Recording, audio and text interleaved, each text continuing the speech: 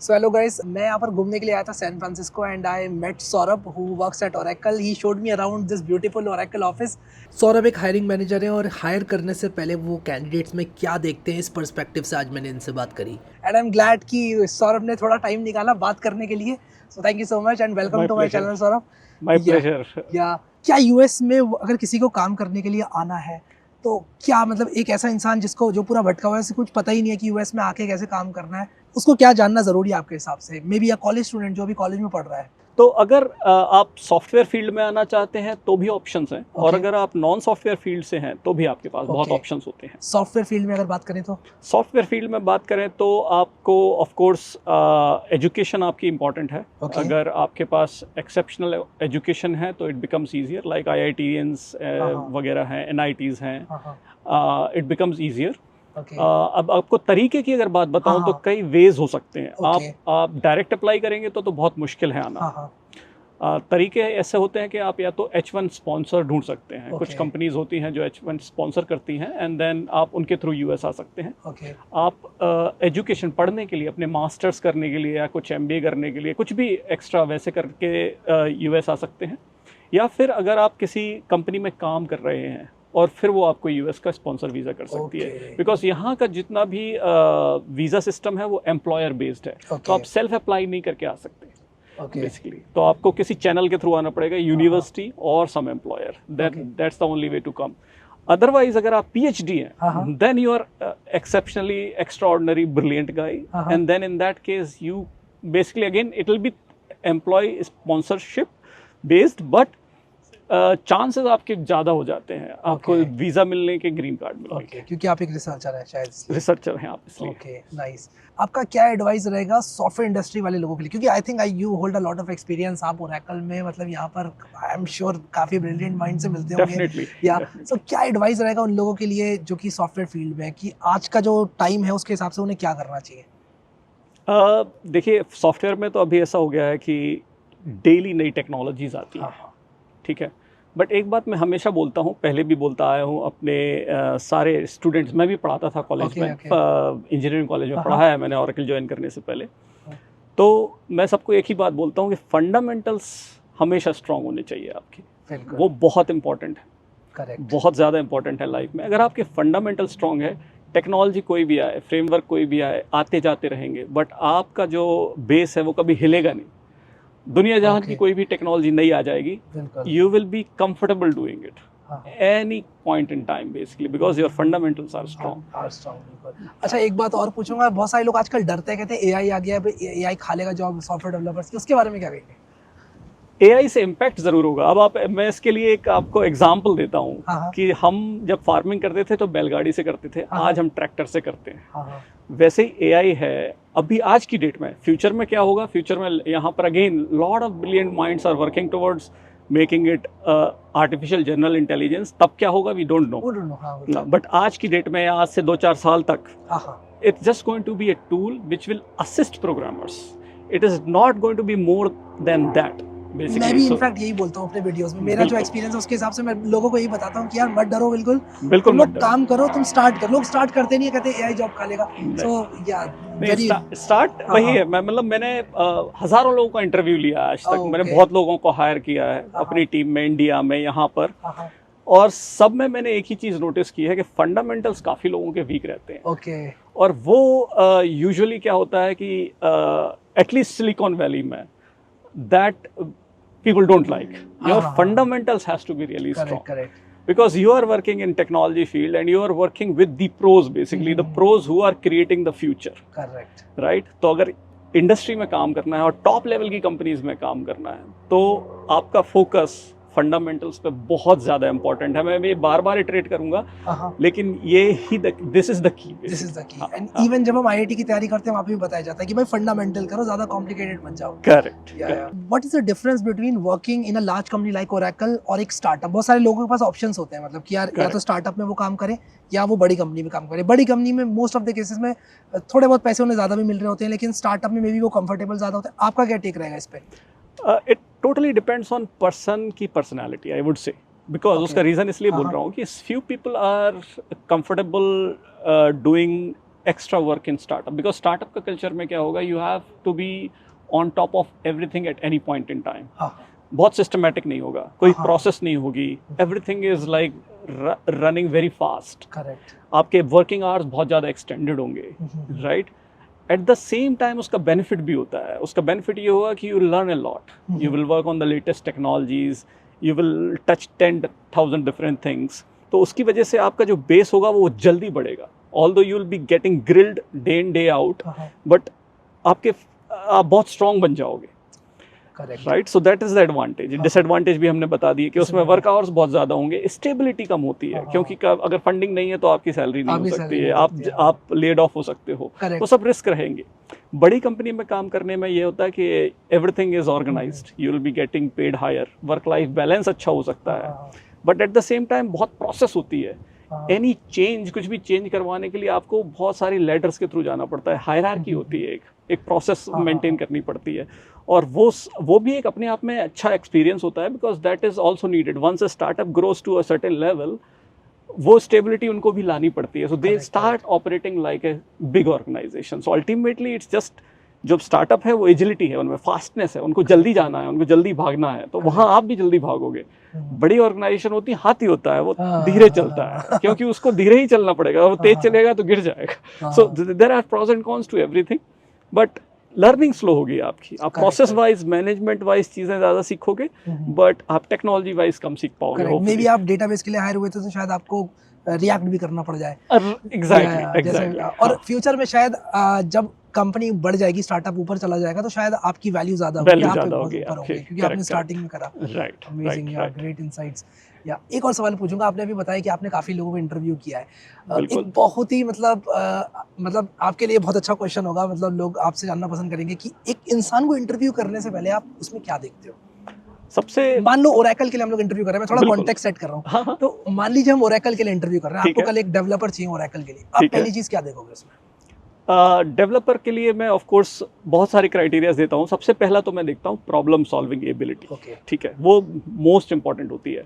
मैं फैंग की तरह इंटरव्यू नहीं करता, मैं लीड कोड में बहुत ज़्यादा बिलीव नहीं करता हूँ. उसका रीज़न है, उसका रीज़न बताऊंगा मैं, कि मोस्ट ऑफ द टाइम आप लीड कोड के 100 क्वेश्चंस करके आओगे, वो उतने यूजफुल नहीं होंगे आपको लाइफ में. बट और दूसरी बात, फांग में हर कोई नहीं जा सकता, बिकॉज फांग एक लिमिटेड कंपनी है, उनके पास लिमिटेड रिक्वायरमेंट होती है. ऑल ओवर द वर्ल्ड से लोग आते हैं, MIT, हार्वर्ड और टॉप इंस्टीट्यूट के लोग उनके पास ज़्यादा जाते हैं, बिकॉज उनका ब्रांड बड़ा है. तो मोस्टली लोगों को फांग के लिए जाना भी नहीं चाहिए. Basically like you can try, but not immediately. You should not be bothered too much about कि यार लीड कोड के सारे प्रॉब्लम सॉल्व करने हैं, या हमें एल्गोरिथम्स और डेटा स्ट्रक्चर्स पे बहुत ज़्यादा कॉन्सेंट्रेट करना है. हाँ, आना चाहिए. Fundamentals, as I said earlier, बहुत स्ट्रांग होना ज़रूरी है, but at the same time आपको एक वो पैटर्न फॉलो नहीं करना जो बाकी दुनिया फॉलो कर रही है. राइट. करेक्ट. भेड़ चाल जिसे कहते हैं.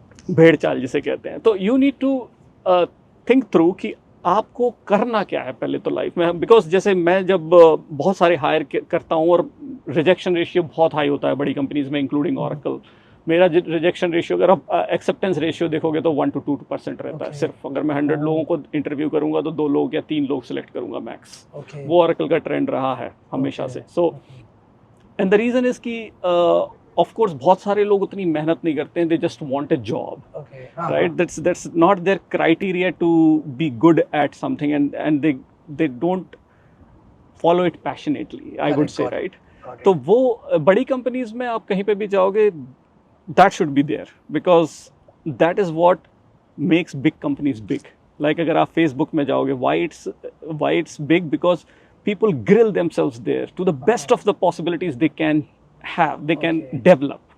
Right. So you cannot just like, it's like faith basically. Once you believe that you can do good in coding, you give your 100% or 200% in that, then you will become the master. Then nobody can reject you. Basically, you can do whatever you want. But if you half-heartedly go for it कि यार boss हम 50% जाएंगे, और फिर यार हम ये थोड़ा कर दें, फिर इंटरव्यू लग जाए मेरा, फिर जॉब लग जाए, उसके बाद हम करेंगे. Sadly ज़्यादातर लोगों की यही होती है. It doesn't work like that. यही सोच होती है. Sadly ज़्यादातर लोगों की. So now coming to hiring, मैं mostly एटीट्यूड देखता हूँ उनका, प्रॉब्लम सॉल्विंग एबिलिटी देखता हूँ. मैं उनको टफ प्रॉब्लम देता हूँ. मतलब यूजुअली कंपनीज में यही होता है कि वो बहुत एक चैलेंजिंग प्रॉब्लम देंगे आपको, and then they will see कि how you approach the problem. That is my approach. Solve कर पाए ना कर पाए, अप्रोच कैसे कर रहा है बंदा? अप्रोच बहुत ज़रूरी है. कितने सॉल्यूशन लेके आ रहे हो आप? अगर आपने एफिशिएंट सॉल्यूशन नहीं दिया तो आप उसको कैसे इम्प्रोवाइज कर रहे हो, उसको कैसे इम्प्रूवमेंट लेके आ रहे हो, कितने तरीके से आप प्रेशर में कैसे काम कर रहे हो, वो बहुत इंपॉर्टेंट है. क्योंकि बड़ी कंपनीज में आप जब भी काम करोगे आपके ऊपर प्रेशर बहुत होगा. बड़ी में करो, स्टार्टअप में करो, प्रेशर हमेशा रहेगा. जो मैंने प्रोस एंड कॉन्स बताए वो तो रहेंगे, बट प्रेशर हर जगह रहेगा आपको. तो work under pressure is very important. तो ये सब आपको मतलब ऐसे हम और इनसाइट्स देते रहेंगे. कभी अगर जैसे अब आज आपके पास अगर टाइम कम है, जो भी क्वेश्चंस हैं हम कर लेते हैं कवर, बट अगर ऐसी ज़रूरत लगी आपके ऑडियंस को तो हम बाद में भी कवर कर सकते हैं. कभी हम वीडियो कॉल के थ्रू करेंगे. हाँ, मैं बिल्कुल, अगर इंडिया बिल्कुल. चला गया तो वीडियो कॉल के थ्रू करेंगे. बिल्कुल बिल्कुल, no problem. I would love to help people. अपने लोग अगर आगे बढ़े तो अच्छा लगेगा, अपना देश आगे बढ़े तो और अच्छा लगेगा, राइट? सो एक और चीज, आजकल लोग डीएसए को लेके बहुत ज्यादा कंफ्यूज हैं. लोग कहते हैं यार डीएसए करूं, लीड कोड करूं या नहीं करूं. किसी ने कह दिया सीनियर ने कि भाई इस वाली कंपनी ने लीड कोड नहीं पूछा, तो वो कहते हैं लीड कोड पूछा नहीं जा रहा है आजकल.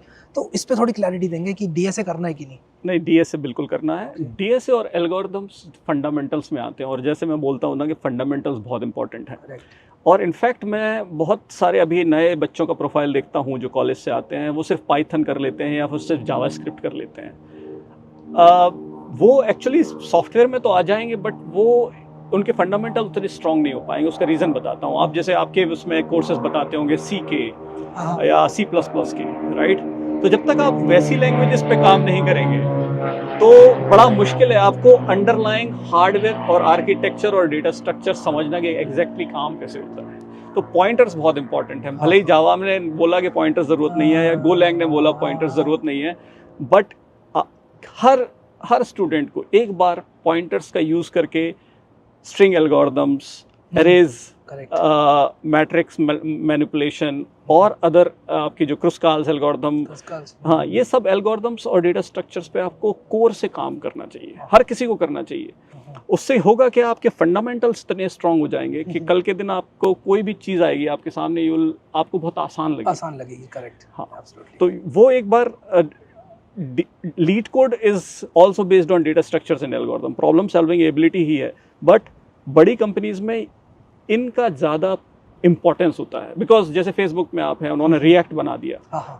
ठीक है, रिएक्ट बना दिया उन्होंने. एक अपना PHP के लिए वर्चुअल मशीन बना दिया, हैक VM. आपको पता हो नहीं पता हो, बट सो हियर कभी भी स्ट्रैटेजी बेसिस पे सीनियर मैनेजमेंट को, एग्जीक्यूटिव्स को आइडिया आया कि नहीं बॉस इस डायरेक्शन में जाना है हमको, तो अगर आप रेडी हैं उसके लिए आपकी ग्रोथ अमेजिंग रहेगी. और अगर आप नहीं रेडी हैं तो आप कहीं नहीं, बहुत पीछे रह जाएंगे. तो that matters a lot. You need to understand that basically कि यहाँ पर क्या होता है कि जब ग्लोबली आप सोचते हो, फिर प्रोडक्ट उस हिसाब से बनाना पड़ता है कि आपको ग्लोबल ऑडियंस में कैसा जाएगा और उसका हमारा इम्पैक्ट क्या होगा. वो जब हमारे सर्वर्स पे एग्जीक्यूट होगा, कोड चलेगा, तो हमारा कितना खर्चा आएगा उसमें, राइट? एक्सपेंस, क्योंकि सब कुछ स्केल पे है. सब कुछ स्केल पे है. एग्जैक्टली. बड़ी कंपनीज के लिए खासकर. डेफिनेटली. तो अभी अगर आप सोचो कि गूगल जैसी कंपनीज या फेसबुक जैसी कंपनीज क्यों नई लैंग्वेजेस बनाती हैं, बिकॉज दे अंडरस्टैंड कि एफिशिएंसी हर जगह कितनी इंपॉर्टेंट है. करेक्ट. तो वो आपको फंडामेंटल्स इसलिए स्ट्रांग होना ज़रूरी है, क्योंकि जब तक आपको वो नहीं आएंगे आप उस टाइप की टेक्नोलॉजीज और टूल्स पे काम ही नहीं कर पाओगे. और वो आप देखो, आप हमेशा आते रहेंगे. अब आज AI मशीन लर्निंग है, हर कोई पाइथन पढ़ रहा है, बट अंडरलाइंग कोड C++ में ही लिखा हुआ है. करेक्ट. आप नंपाइज देख लो, पांडास लाइब्रेरी देख लो, या कोई भी आप टेंसरफ्लो लाइब्रेरी देख लो, कोई भी लाइब्रेरी, पाईटॉर्च है, उनका अंडरलाइंग इम्प्लीमेंटेशन C++ में ही होता है. करेक्ट. राइट. आप एक रैपर देख रहे हो सिर्फ पाइथन पे, आप पाइथन को वैसे यूज करो. पाइथन को as a data science use करना है, पाइथन को as a programming language use नहीं करना है. समझ रहे हैं? करेक्ट. अगर आप समझना चाहते हो कंप्यूटर कैसे काम करता है. करेक्ट. तो आपको कोर में जाना ही पड़ेगा. आप जावास्क्रिप्ट को वेब के लिए यूज करो, जावास्क्रिप्ट को और किसी के लिए यूज मत करो. इसलिए जावास्क्रिप्ट और पाइथन आने से आप अच्छे सॉफ्टवेयर इंजीनियर नहीं बन पाओगे. अच्छे सॉफ्टवेयर इंजीनियर बनने के लिए आपको कोर में जाना ही पड़ेगा. सी लैंग्वेज पे पॉइंटर पे जाना ही पड़ेगा. मतलब तभी आप वो आपका, और एक बार वो करने के बाद आपका कॉन्फिडेंस लेवल अलग ही होगा. आप में जो कॉन्फिडेंस लेवल होगा, आप इंटरव्यू देने जाएंगे जब, तो you will feel empowered, Correct. आपको लगेगा कि यार हमें इतना आता है कि हम है, तो मैं कर आराम से सकता हूँ। निकाल लेंगे। Correct, हाँ, correct. Exactly. Final question, wrapping it up, हाँ। फाइनल क्वेश्चन मैं आपसे पूछूंगा, what is your advice for hustling people? मैं बताता हूँ कॉन्टेक्स्ट की, बहुत सारे लोग हैं यहाँ पर, स्टूडेंट हो वो, चाहे स्कूल में हो, कॉलेज में हो, जॉब कर रहे हो, कभी कभी क्या होता है ना कि वो हो नहीं पा रहा है, उन्हें लगता है कि यार मेरे पास आते हैं लोग बहुत सारे, वो कहते हैं यार हो नहीं पा रहा है, सैलरी है नहीं अच्छी, जॉब लग नहीं पा रही, सब कुछ करके देख लिया यार मुझसे हो नहीं पा रहा, अब क्या करूँ, गिव अप करने वाले मूड में आ गए, उनके लिए क्या एडवाइस होगा? उनके लिए एडवाइस ये है कि आप थोड़ा क्रिएटिव बनो, अपने जो भी आप सोचते हो प्रॉब्लम आप फेस कर रहे हो, अगर उसके लिए कोई सॉफ्टवेयर बना सकते हो सॉफ्टवेयर बनाओ, गिटहब पे अपना प्रोजेक्ट डालो, रेडिट पे और जितने भी और सोशल मीडिया प्लेटफॉर्म्स हैं वहाँ पर एक्टिव रहो, करेक्ट, राइट। टाइम्स में और लाइफ में अप्स एंड डाउन्स आएंगे। 2000 में अपना .com बबल आया, फिर उसके बाद 2008 में अपना रिसेशन आया, तो ये अप्स एंड डाउन्स तो लाइफ में आते रहेंगे। अब जब मैं पास आउट हुआ था तब भी रिसेशन था, मैं कॉलेज में लेक्चरर था 1 साल, उसके बाद फिर ऑरेकल में हायर हो गया। तो ये अप्स एंड डाउन्स मेरी लाइफ में भी, मैं भी गोल्ड मेडलिस्ट हूँ बाय द वे अपने उसमें कंप्यूटर साइंस फील्ड में, तो उसके बाद भी मेरे पास जॉब नहीं थी। लेकिन बाय ग्रेस ऑफ गॉड मेरे जो प्रॉफ थे वो बहुत इम्प्रेस थे मुझसे, उन्होंने मेरे को बोला कि आ जाओ पढ़ाने के लिए, तो मैं पढ़ाने के लिए चला गया वहाँ पर, और उन्होंने ही मुझे एडवाइस किया। सो आई एम थैंक गुरुजी को बोलूँगा कि भाई thank you Guruji so much.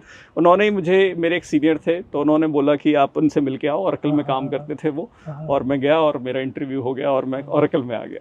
I think ये बहुत अच्छा मोटिवेशन रहेगा उन लोगों के लिए जो कहते हैं कि यार हो नहीं पा रहा है, गिव अप कर दिया, बस गिव अप नहीं करने वाला एटीट्यूड वो चाहिए। वो तो चाहिए ही चाहिए आपको। अगर आपको किसी भी फील्ड में आप भाई भगवान पे विश्वास करते हैं, मैं थोड़ा ओवरबोर्ड जा रहा हूँ, लेकिन आप बिना देखे ही करते हो ना, आप फेथ के हिसाब से करते हो, आप जाते हो मंदिर में जाते हो, भगवान पे प्रार्थना करते हो, सेम किसी भी फील्ड के साथ है। आप, मैं सिर्फ कंप्यूटर साइंस की बात नहीं करूंगा, आप किसी भी फील्ड में जाएं, आप IAS बनने जाएं, आप मेडिसिन में जाएं, हर किसी के साथ अप्स एंड डाउन्स हैं लाइफ में, हर किसी के साथ अपने चैलेंजेस हैं लाइफ में, बट अगर आप गिव अप कर दोगे तो फिर आप आगे नहीं बढ़ पाओगे। And sometime God is just testing you कि कौन गिव अप करता है कौन नहीं, करेक्ट, कौन डिजर्व करता है कौन नहीं। एग्जैक्टली। अब ऑफ कोर्स वैसे भी कंपटीशन बहुत है, राइट, इतने सारे अगर लोग निकल रहे हैं, तो what is difference between you versus your other classmate, correct, right.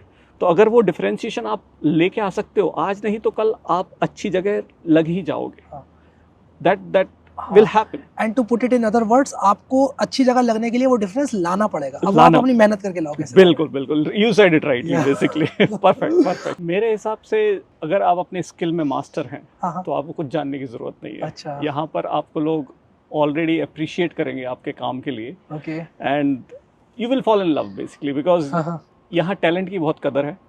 तो अगर आप अमेजिंग टैलेंट रखते हैं और आप दिखा पाते हैं लोगों को कि हम आप में टैलेंट है, people will love you here basically. तो you will be settled down very soon, because यहाँ आप देखोगे कि US में हर कंट्री के लोग मिलेंगे आपको, हर कंट्री के डेवलपर्स मिलेंगे, हर कंट्री के प्रोडक्ट मैनेजर्स मिलेंगे, एक्सेलेंट लोग मिलेंगे आपको ऑल ओवर, बेसिकली जो ऑल ओवर वर्ल्ड की क्रीम आती है, क्रीम वो यहाँ पर आपको सिलिकॉन वैली में मिलेगी। अमेजिंग यार, it was great catching up with you, और मजा आ गया ऑफिस देख के, और आपने टूर दिया, मजा आ गया यहाँ पर, एंड आपसे मिलके बहुत अच्छा लगा यार। ऑलराइट, इंटरव्यू को रैप अप करते हैं। ऑल थैंक्स टू सौरभ यार, उन्होंने टाइम निकाला, ऑफिस दिखाया, मजा आ गया यार, so thanks a lot, and my pleasure, thank you.